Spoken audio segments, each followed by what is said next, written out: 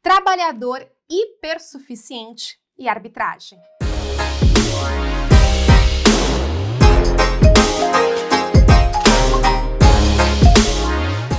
Sabe o menino Ney?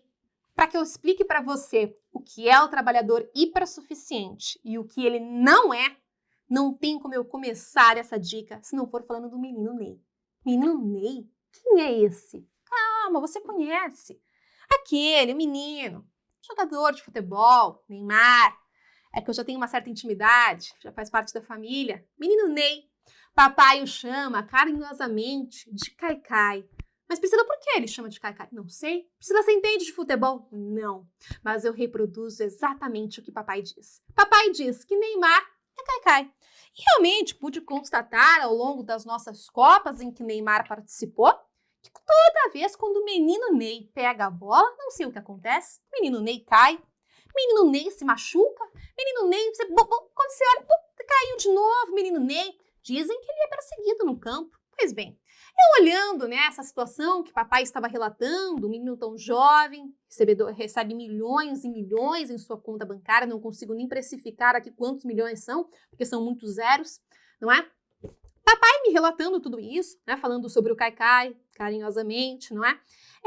Chegamos a uma conclusão. Eu falei, nossa, menino Ney, recebe tanto, milionário, bem de vida, Falei, menino Ney, deve ter, empregado lá do clube dele lá, não sei o nome do clube, pra você ver como eu não entendo de futebol, mas sou palpiteira. Porque nessa vida você não precisa entender de tudo, mas você tem que saber ter palpite, não é verdade? Eu, como não tenho nem palpite e não sei, eu reproduzo o que papai diz. E aí nós estávamos lá, retomando aqui o raciocínio da explicação, você vai chegar no meu raciocínio, fica tranquilo. Eu falei, menino Ney, muito rico, Muito rico, milionário, Eu falei para papai, Falei, papai, menino Ney tem nível superior? Papai olhou para mim assim, como um cara espantado e falou, o que isso importa, filha? Ele cai muito. Eu falei, não importa, papai, tô te perguntando. Menino Ney tem nível superior, o senhor sabe? Papai falou, não sei não, acho que não tem não. Acho que não tem não. Também, papai disse, nem precisa. Eu falei, é verdade, papai, não precisa mesmo. Pra que de nível superior? Ai, com essa conta bancária, nível superior é um detalhe. Mas, enfim, não vamos pensar nisso não, senão a gente fica um pouco triste. Aí, pensei comigo, falei, poxa, lá no direito do trabalho, nós temos uma figura, que é a figura do hipersuficiente. É um trabalhador com grandes poderes, Aí eu vou te explicar o porquê que esse trabalhador tem grandes poderes. Mas para que esse trabalhador seja identificado como tal, não é? Ele precisa ter dois requisitos. Então, para você olhar para um trabalhador e falar ele é hipersuficiente, você precisa ter dois requisitos, reitero. Quais são eles? Primeiro, nível superior. Segundo, perceber salário mensal igual ou superior a 2 vezes o teto da Previdência. Analisando isso, você deve raciocinar comigo aqui, Neymar tem nível superior? Não, não tem. Mas Neymar recebe salário mensal igual ou superior a 2 vezes o teto da Previdência? Ah, filho, isso eu não tenho nem dúvidas.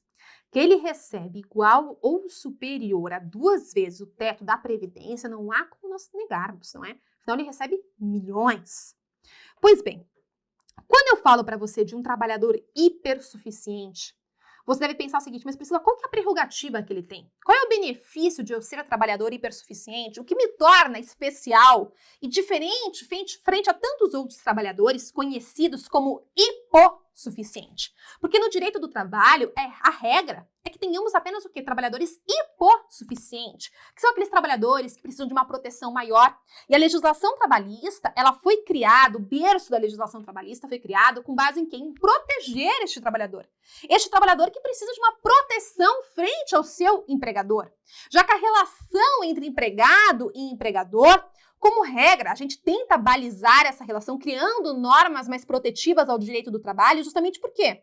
Porque o empregador tem uma superioridade econômica. Então, eu tento contrapor essa superioridade econômica com uma superioridade jurídica ao empregado, para tentar com que essa relação, fique mais, isonômica dentro do possível. Pois bem, Pensando nisso, veio o legislador trabalhista em 2017 e criou a figura do hipersuficiente. Diferente do hipossuficiente, é o empregado que tem maior autonomia. Ele tem uma maior possibilidade de negociação frente ao seu empregador. E essa possibilidade de maior negociação frente ao seu empregador advém do fato de ele possuir nível superior e um salário igual ou superior a 2 vezes o teto da Previdência. Então, veja, o fato de eu ter esses quesitos legais aqui, não é? Previstos lá no artigo 444, parágrafo correspondente da CLT, nos traz que o hipersuficiente, quando preenchido os requisitos legais dele, ou seja, nível superior e salário igual ou superior a 2 vezes o teto da Previdência, ele vai ter uma maior autonomia de negociação com o empregador.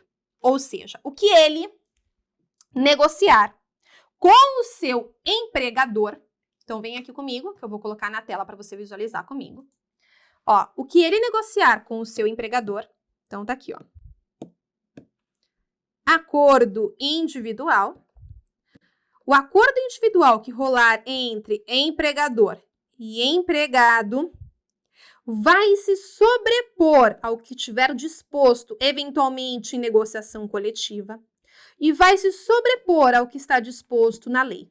Mas, Priscila, o que ele pode negociar por acordo individual? Quais são os direitos que poderão ser aqui negociados por acordo individual? Os que estão previstos lá no artigo 611-A da CLT.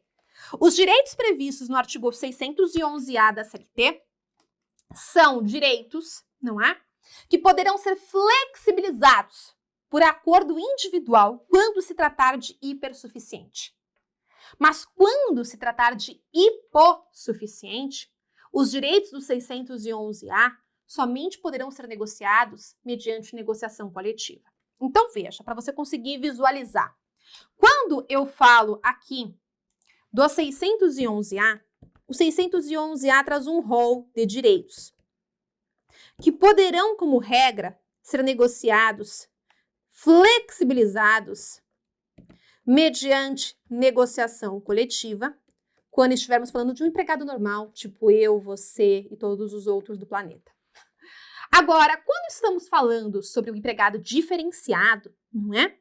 Que no caso queira flexibilizar estes direitos, este empregado diferenciado poderá negociar por acordo individual, que é o caso do hipersuficiente.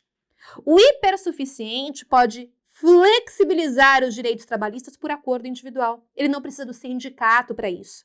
Sozinho, ele e o empregador, frente a frente, poderão flexibilizar os direitos trabalhistas. Ok? Então, essa é a grande vantagem do hipersuficiente. Ele não precisa aqui do sindicato para, por meio de negociação coletiva, ir lá e flexibilizar direitos. Um dos direitos previstos no 611-A é a redução do intervalo para, no mínimo, 30 minutos. O hipersuficiente senta com o empregador e fala, vamos reduzir para 30 minutos meu intervalo? Pode ser? Pode.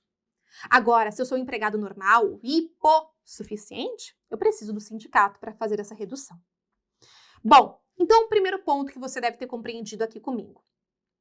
Quando eu falo do hipersuficiente, não me basta que o empregado receba um salário de grande patamar, um salário super elevado. Não, eu preciso de mais. Eu preciso de 2 requisitos que vão ter que estar juntos, cumulativos. Quais são eles? Nível superior e um patamar remuneratório diferenciado, cumulativamente, juntos, grudados, presentes na situação. Então, eu tenho que ter um salário mensal igual ou superior a 2 vezes o teto da Previdência e nível superior. Isso estando junto, eu consigo qualificar aquele empregado, identificá-lo como hipersuficiente. Então, ele tem um poder em suas mãos. O poder de negociar frente ao seu empregador, flexibilizar direitos trabalhistas do seu contrato de empregado, seu contrato de trabalho, não é? Nas hipóteses do 611-A. Os meros mortais dependem do sindicato para que essa flexibilização seja tida como válida. Ok? Menino Ney, então, apesar de ser milionário, ele merece proteção, porque ele não tem nível superior. Isso quem disse foi papai. Se você achar que ele tem, aí mudamos a figura, ok? Bom, e aí quando eu falo sobre isso, né? Eu falo sobre isso porque até para você conseguir visualizar o poder que tem o hipersuficiente. Veja, se eu tenho uma negociação coletiva que me garante, não é, um intervalo, por exemplo, a lei garante um intervalo de 1 hora para aqueles que trabalham mais do que 6 horas, certo? Vamos supor que eu tenho uma negociação coletiva, não é? Que traz aqui que eu tenha um intervalo de 2 horas. Então, a negociação coletiva ela é mais benéfica do que a própria lei, certo? Pois bem, então, no caso do trabalhador hipersuficiente, o hiper não é suficiente, ele pode fazer um acordo individual com o seu empregador, negociando que o intervalo vai ser de 30 minutos. Ele vai lá, negocia que o intervalo vai ser de 30 minutos, e o que foi estipulado entre o empregador e o empregado vai se sobrepor à negociação coletiva, vai se sobrepor à lei, ou seja, a negociação coletiva não vai ser aplicada, a lei também não vai ser. O que vai ser aplicado vai ser o acordo individual. Agora você vê, o menino Ney, não é? O menino Ney, ele é hipossuficiente. Para que ele tenha redução do intervalo de 1 hora para 30 minutos, isso aqui não pode ser feito mediante acordo individual. Depende do quê? De negociação coletiva. Ok? Por isso que o hipersuficiente tem um poder maior.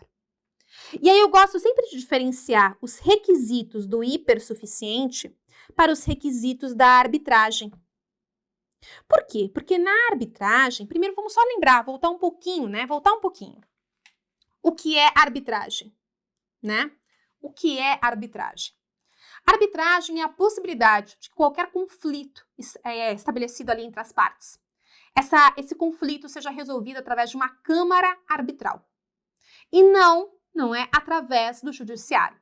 Então, quando você estiver diante, não é, de uma arbitragem, o conflito vai ser resolvido ali numa câmara arbitral, através de um árbitro, não é? E nesta situação, para que você possa se valer de um árbitro para se socorrer em uma situação de conflito entre empregado e empregador, para que isso seja pactuado no seu contrato, então no seu contrato vai ter lá uma cláusula compromissória de arbitragem, qualquer conflito existente entre as partes será resolvido através de um árbitro em uma câmara arbitral e tal. Ou seja, não vai ser através do judiciário. Esse empregado, para que ele possa pactuar isso com o seu empregador, ele tem que ter apenas um requisito, e que o Neymar tem, sem sombra de dúvidas. Ele só precisa, tão somente, receber salário mensal superior a 2 vezes o teto da Previdência. Ok? Então, pergunto para você. Neymar pode pactuar arbitragem com o seu empregador? Claro. Claro que Neymar pode pactuar arbitragem com o seu empregador. Ele recebe muito mais do que um salário mensal superior a 2 vezes o teto da Previdência. Então, qualquer empregado que seja rico, milionário, poderá resolver conflitos com o seu empregador através de arbitragem, se isso estiver previsto no seu contrato. Porque para que a arbitragem seja pactuada, tem que ser por iniciativa do empregado ou sob sua concordância expressa. Então, vai ter que constar no contrato do empregado, né, que ele concordou expressamente em pactuar uma cláusula arbitral, ou que foi sobre a sua iniciativa. Então, nessa situação, é possível que as partes pactuem. Mas o empregado tem que ter o requisito de salário mensal superior a 2 vezes o teto da Previdência. Precisa de nível superior? Não. A arbitragem não exige o nível superior. Então, enquanto o hipersuficiente tem como requisito nível superior mais salário mensal igual ou superior a 2 vezes o teto da Previdência, a arbitragem exige tão somente salário mensal superior a 2 vezes o teto da Previdência. Então, tomem nota da diferenciação entre trabalhador hipersuficiente e arbitragem, que é a nossa grande dica para hoje.